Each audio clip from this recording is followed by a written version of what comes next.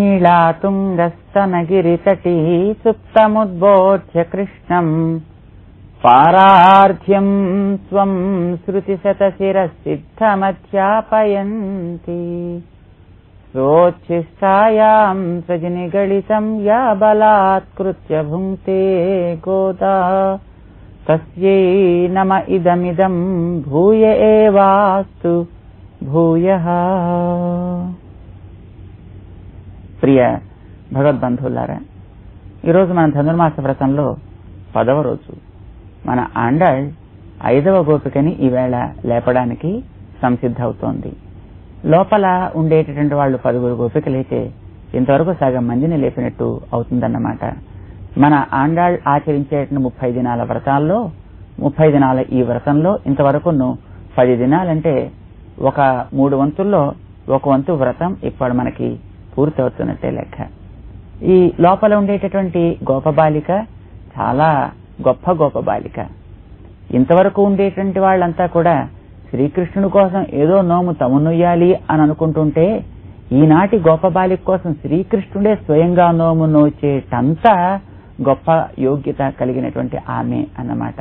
పైగా శ్రీకృష్ణుడి ఇంటికి వీరిల్లు 2 పక్క పక్కనే ఉండడం చేత శ్రీకృష్ణుడు ఎప్పుడు కావాలంటే అప్పుడు గోడ దూకి వచ్చి వీళ్ళింట్లో ఈమెతోటి కాసేపు తిరిగి ఎప్పుడు కావాలంటే అప్పుడు వెళ్లిపోతూ ఉండేటంత యోగ్యత కలిగినటువంటి ఆమె కనుక నేను వెళ్ళడం ఏమిటి కనుక శ్రీకృష్ణుడి కోసం కావాలంటే ఆయనే వస్తాడు, ఆయనే రాని అని చాలా ఉదాసీనత కాదు కానీ ఆవిడలో ఒక రకమైనటువంటి ఉపాయ నిష్ఠ నిర్భరత కలిగినటువంటి ఆమె కనుక ఇలాంటి ఆమె తమతో పాటు చేరి ఉన్నట్టయితే ఆవిడ వెంట ఆవిడ కోసం నోము నోచేసిన శ్రీకృష్ణుడు చేరితే ఆవిడ ద్వారా మన్ని తాను అనుగ్రహిస్తాడు అని ఈనాడు మన ఆండాళ్ తల్లి ఈమెని లేపుతున్నారన్నమాట.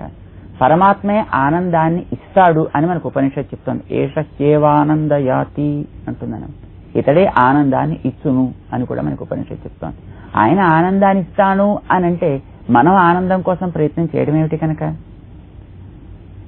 ఈ గోపబాలికి ఆ రకమైనటువంటి నిష్ఠ ఉందన్నమాట. ఎవరికైతే అలాంటి నిష్ఠ ఉంటుందో వాళ్ళ హృదయంలో తానే ఉండి నాశయామి ఆత్మభావస్థ జ్ఞాన దీపేన భాస్వత, వాళ్ళ హృదయంలో నేనే ఉండి వాళ్ళకు కావలసినటువంటి జ్ఞానాన్ని నేనే ప్రసాదించి వాళ్ళ చేత చేయవలసిన పనులని నేనే చేయించి వాళ్ళ హృదయంలోని చీకటినంతటిని నేనే తొలగిస్తాను అని తానే చెప్పుకున్నాడు భగవద్గీతలో. అలాగే విశ్వాసం ఎవరికైతే ఉంటుందో వాళ్ళు చేయవలసినవన్నీ కూడా చేసిన వాళ్లే. పరమాత్మ యొక్క స్వరూప స్వభావాన్ని స్పష్టంగా గుర్తించినటువంటి వాళ్ళు అన్నమాట. ఆయన పొందవలసిన వాటిల్లో ఉత్తమమైనటువంటి పురుషోత్తమ స్వరూపుడు కనుక ఆయన్ని గుర్తించినటువంటి వాళ్ళు కృతకృత్యులు అయినట్టే అని భగవద్గీతలో 15వ అధ్యాయంలో కూడా తాను చెప్పుకున్నాడు. కృతకృత్య అని అంటున్నాం. ఏతద్ బుద్ధ్వా బుద్ధిమాన్ స్యాత్ కృతకృత్యస్య భారత అంటూ పురుషోత్తమ ప్రాప్తి యోగంలో చివర తను చెప్తాడన్నమాట. కృతకృత్యులు అంటే చేయవలసినవన్నీ కూడా ఇంకా చేసేసిన వాళ్ళు అనమాట. వాళ్ళు తమ ఫలప్రాప్తి కోసం ఏం చేయాల్సినటువంటి అవసరం ఉండదు. భగవంతుణ్ణి ఆయన యొక్క స్వరూప స్వభావాలు ఎట్లాంటివి, ఆయనే అందరికి ఉపాయమైన వాడు, ఆయనే కోరిన ఫలాన్ని ఇచ్చేటువంటి వాడు, తానే ఫలస్వరూపమైనటువంటి వాడు అని తెలుసుకున్న వాళ్ళని. అలాంటి వాళ్ళు కూడా తమ కోసం కాకుండా లోకం కోసం ఏదో ఒక కృత్యాన్ని చేస్తూనే ఉంటారు. భగవంతుని గుర్తించిన తర్వాత కూడా ఈ భగవంతుడు ఇచ్చినటువంటి శరీరం ఉంది, జ్ఞానం ఉంది, ప్రేమ ఉన్నాయి కనుక ఇక వాళ్ళు చేసేటువంటి తమ కోసం కాకుండా కేవలం భగవత్ సేవగా భగవత్ కైంకర్యంగా వాళ్ళు చేస్తుంటారు. తమ జ్ఞానాన్ని తమ యొక్క స్వరూపాన్ని మరింత బాగా స్పష్టంగా అనుసంధానం చేసుకోవడం కోసం వాళ్ళు వినియోగిస్తారు అన్నమాట. తమకుండే ప్రేమ కేవలం భగవంతుని పొందాలంటే రుచి అని అనిపిస్తుంది అన్నమాట. ఇలాగా కర్మజ్ఞాన భక్తులు వాళ్ళలో కూడా ఉన్నప్పటికీ కూడా అవి కేవలం స్వరూపంగా ఉంటాయి తప్ప అవి సాధనాలుగా వాళ్ళలో కూడా ఉండవు. కనుక అలా ఉండడం తప్పేం కాదు. కనుక మనం ఆ స్వామి యొక్క ఆజ్ఞా రూపంగా ఆయన కైంకర్యంగా చేయాల్సింది మనకు ఉంది కదా అనేటటువంటి నిష్ఠ కలిగిన వాళ్ళు బయట వాళ్ళు. ఆయన ఉపాయం అని తెలిసినటువంటి ఆమె లోపలి ఆమెను లేపుతున్నారు ఈవేళ. ఏదైనా మనం ఆచరించేటటువంటి సాధనాన్ని నోము అని అంటాం, వ్రతము అని అంటాం అన్నమాట. లౌకికమైనటువంటి అల్పమైనటువంటి నోముల వల్ల కలిగేటటువంటి ఫలితాలు అల్పమైనటువంటి ఫలితాలు స్వర్గాదులన్నీ ఉంటాయన్నమాట. ఈ స్వర్గాదులన్నీ కూడా కొంతకాలం అయితే నశించిపోయేవి అంటాడు భగవద్గీతలో శ్రీకృష్ణ పరమాత్మ. క్షీణే పుణ్యే మర్త్యలోకం విశంతి, మళ్ళీ అక్కడ వాళ్ళు తోసి క్రిందకి పారవేస్తే వాళ్ళు అక్కడికి వచ్చేస్తారు అని చెప్తాడు. అయితే అలాంటి స్వర్గాన్ని మన వాళ్ళు కోరుకోవట్లేదు. మరి ఏమిటి నిరతిశయ ఆనందాన్ని కలిగించే స్థానం ఏదో దాన్ని కోరుతున్నాను. అలాంటిది ఒకటే, అది సాక్షాత్తు పరమాత్మే. దాన్ని స్వర్గం అని అంటారు. అలాంటి వాడు తానే కనుక ఆయన పేరే శ్రీకృష్ణ అన్నమాట. కృష్ణుడు అనంటేనే అసలు అది అర్థం. కృష్ణ అనే ఆ పదాన్ని విడదీసి మనకి పురాణం చెప్పిందన్నమాట. అపరిమిత ఆనందము తానై ఆ ఆనందాన్ని తానే ఇచ్చువాడు తన వారందరికీ అని ఆయనకి పేరు కనుక దాన్ని పొందాలి అని మన వాళ్ళు అనుకుంటున్నారు. కనుక ఆయన స్వర్గం అన్నమాట. కఠ అనే ఒక ఉపనిషత్తులో నచికేతస్సు కూడా ఈ స్వర్గాన్ని గురించే, సాక్షాత్తు పరమాత్మ ప్రాప్తిని గురించే యమధర్మరాజుని ప్రశ్న వేస్తాడన్నమాట. స్వర్గలోకం అనేటటువంటి చోట, హే యమధర్మరాజా, నీ ప్రభావం కూడా ఉండదట. నతత్రత్వం న జరయా బిభేతి, అక్కడ ముసలితనం అనేటటువంటిది ఏమాత్రం ఉండదట అని. అలాంటి స్థానం కేవలం పరమాత్మ మాత్రమే కనుక అది మన వాళ్ళు స్వర్గం అని కోరుకుంటున్నారు. ఆ ఉపేయమైనటువంటి ఫలమైనటువంటి స్వర్గమైనటువంటి శ్రీకృష్ణ పరమాత్మ వీళ్ళకి ఎప్పుడు సిద్ధించే ఉన్నటువంటి ఫలం కనుక దానికోసం వీళ్ళు చేయాల్సిందంటూ ఏం లేదు కనుక ఇక వీళ్ళు చేసేవన్నీ కూడా ఆయనకి సేవారూపంగా, ఆజ్ఞారూపంగా లోకానికి మార్గాన్ని చూపించడం కోసం వాళ్ళు చేస్తుంటారు. అట్లాంటి నోము వీళ్ళు చేయవలసి ఉంటుండగా వీళ్ల కోసం తనే చేసుకుంటాట. అట్లాంటి యోగ్యత కలిగినటువంటి గోపబాలికని ఈవేళ మన ఆండాళ్ తల్లి పాసురంలో ఎలా మేలుకొల్పుతోందో పాసురాన్ని అనుసంధానం చేసుకుందాం. ఆండాళ్ తిరువడిகளே శరణం.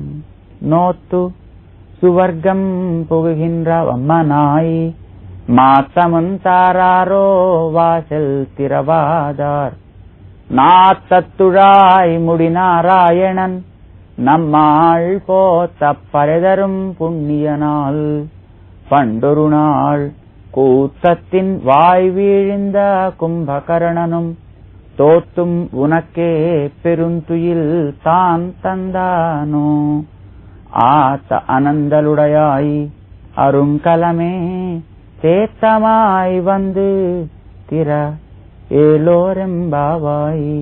ఆండాళ్ తిరువడిகளே శరణం. నోతు నోము పూర్తయిపోయింది, నోచివేసి. సువర్గం పుగుహిన్ర స్వర్గ సుఖాల్లో తేలియాడుతూ ఉండేటువంటి స్వర్గసుఖంలోకి ప్రవేశిస్తూ ఉన్నటువంటి అంటున్నారు. అసలు భగవంతుడి విషయంలో ప్రవేశించడమే, ప్రవర్తించడమే ఒక ఆనందం. ఒక ప్రియురాలి యొక్క స్మరణ కూడా ఆనందావహంగా, ప్రియురాలిని చేరడమే కాదన్నమాట. ప్రియురాలి యొక్క మాట, ప్రియురాలి యొక్క స్మరణ, అలాగే ప్రియుని యొక్క స్మరణ, ఇటు అటు కూడా అది తలుచుకుంటూ ఉంటేనే ఏ విధంగా ఆనందాన్ని ఇస్తూ ఉంటుందో అట్లాగే జ్ఞానం కలిగినటువంటి మహానుభావులకి భగవంతుడి గురించి స్మరించుకుంటూ ఉంటేనే ఆనందంగా ఉంటుందన్నమాట. భగవంతుడిని చేరడము, చేరితే కైంకర్యం చేయడం ఇవన్నీ కూడా తర్వాత. అసలు కొండేటప్పుడు స్మరణం చాలన్నమాట వాళ్ళకి. భగవంతుడు వాళ్ళ హృదయంలా కదా ఉంటాడు. వాళ్ళ హృదయాన్నే తన యొక్క భవనంగా తీర్చిదిద్దుకుంటాడు. ఆ భవనంలో తాను వాళ్లతో పాటు కలిసి ఆనందిస్తూ ఉంటాడు.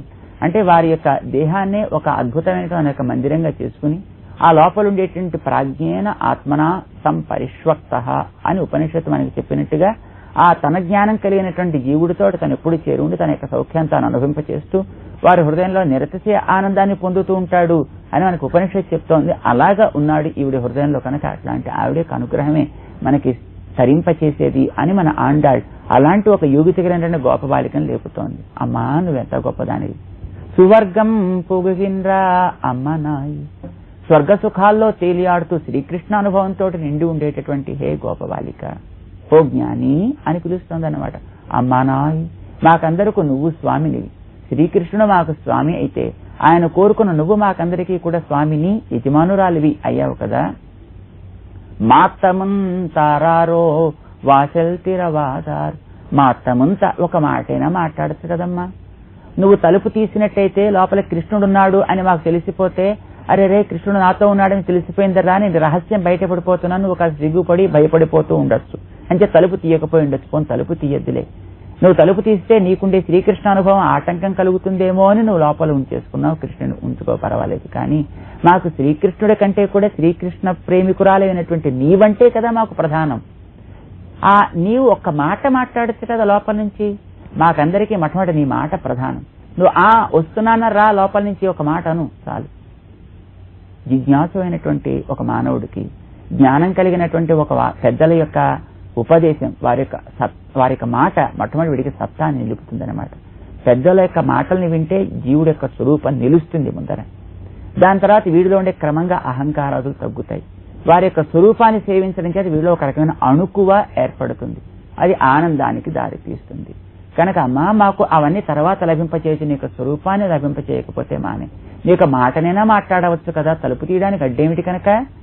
తలుపు తీయడానికి అడ్డుగా ఉన్నట్టయితే మాట మాట్లాడడానికి అడ్డే లోపల ఉండే మాట్లాడచ్చు కదా. మాతాముంతారో వాసిల్ తిరవాదార్, తలుపు తీయకపోతే మానే, నోరైనా తెలవద్దా అన్నారు.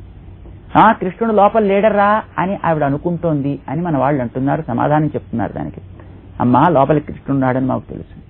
జ్ఞానుల హృదయంలో భగవంతుడు ఎప్పుడు ఉంటాడు కదా.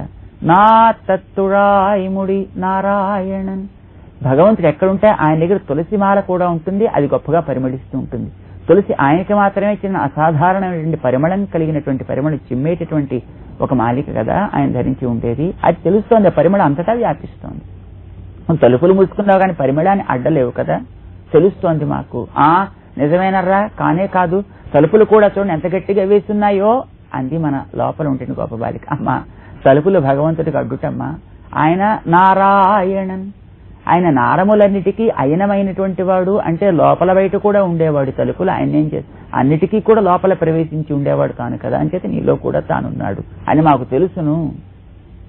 అలా అంతటా ఉండేటువంటి వాడైనప్పటికీ కూడా అలాంటి వాడిని మాకు అనుభవింప చేయకుండా నీ ఒక్కరివే పొందుతున్నావే తగునానికి. ఇది కాక ఆయన ఎంత ఉదారుడు, ఆయన ఔదార్యంలో కొంత గుణం కూడా నీకొద్దా?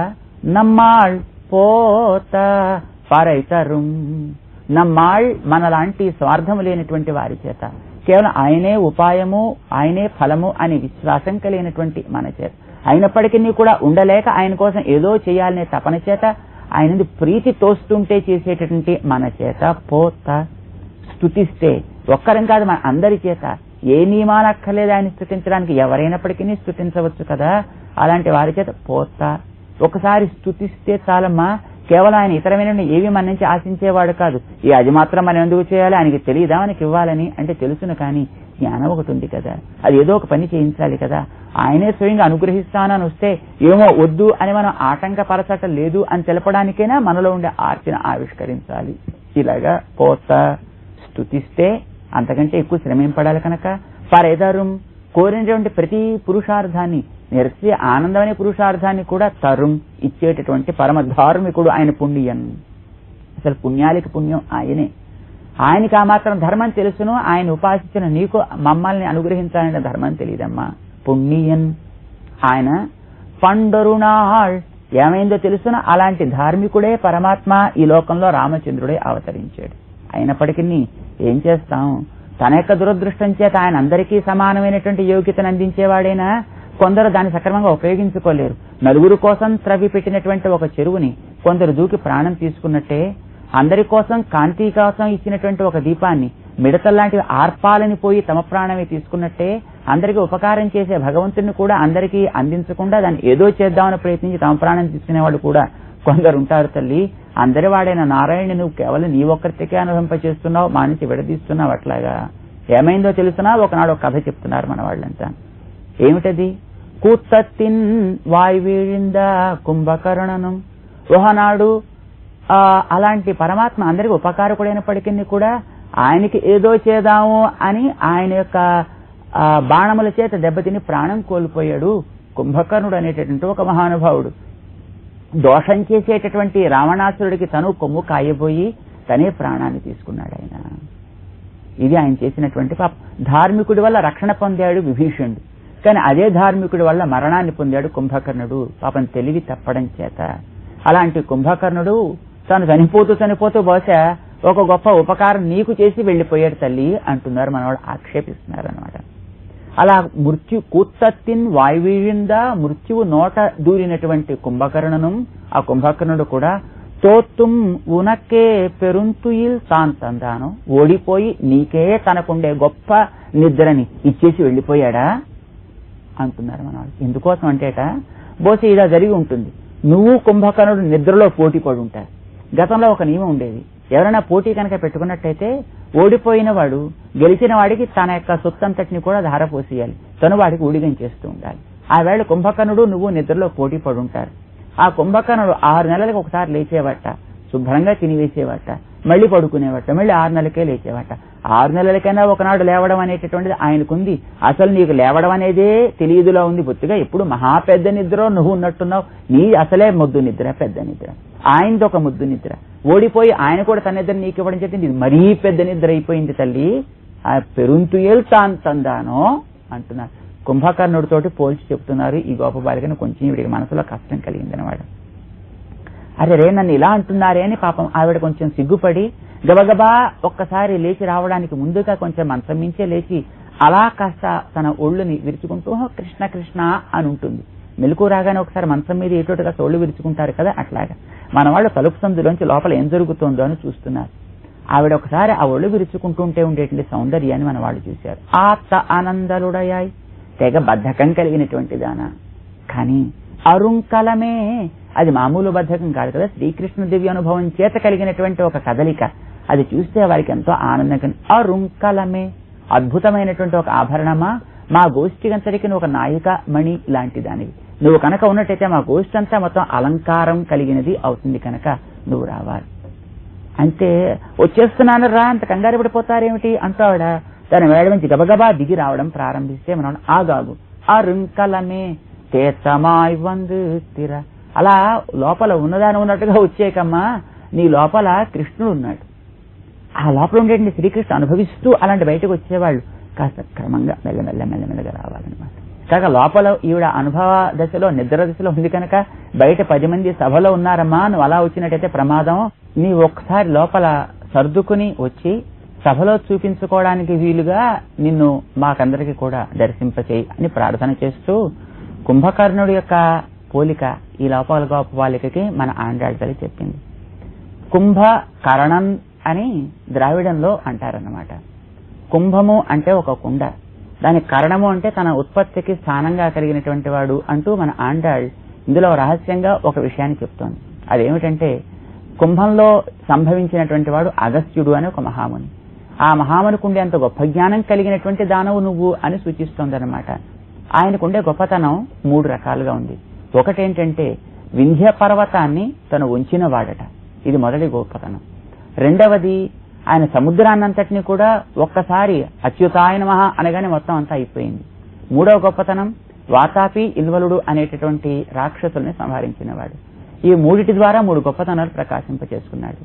వింధ్య పర్వతానికి ఉండే అహంకారాన్ని తగ్గించడం ద్వారా మనలో ఉండేటువంటి పాపాలనే తొలగించగలిగిన వాడు అని నిరూపించుకున్నాడు అన్నమాట. మనకుండే జ్ఞానం చేత పర్వతాన్ని అగము అని అంటారు.